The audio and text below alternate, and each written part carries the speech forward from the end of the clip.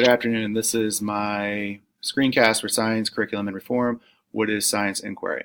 So this past week, we read in our text there was multiple definitions for science inquiry, and one of the definitions that really stuck with me was the definition provided by Colburn in the Inquiry Premier, or in Inquiry Premier. And the definition used was the creation of a classroom where students are engaged essentially open-ended, student-centered, hands-on activities. And this kind of relates to a lot of things that students do in my class. Things are very student-centered. They're engaged in hands-on, open-ended activities constantly, day in and day out.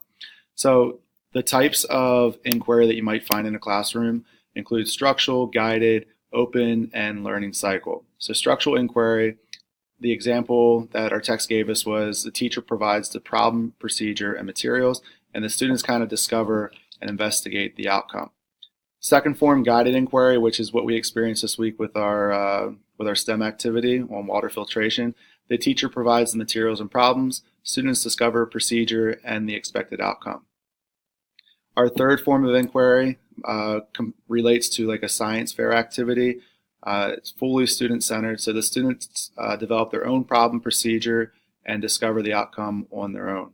And the last form of inquiry, learning cycle, this is where students are going to engage in an activity before the concept is formally introduced, building on that previous existing knowledge.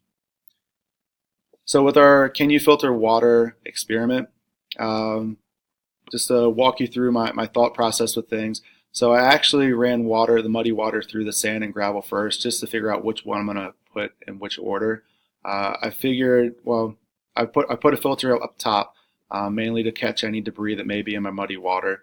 And then it was suggested in the reading to put the alum second or at the top. So it was actually suggested to put that first, but I put a filter above that. And then I figured on the bottom, charcoal would be down near the bottom only because it's kind of like a brittle filter, and I've seen some that come out of a brittle filter before. So I knew that had to be close to the bottom, and I put a cheesecloth down there as well just to capture anything. So 2 experiments, and basically I just flipped the sand and gravel for each one. So my results for each one are here. Experiment 1, this is with the sand first, then the gravel, and the water was super, super clear. I was kind of surprised. I thought that I honestly thought the sand would go underneath the gravel, just because when I ran water through both, the sand really cleaned everything out.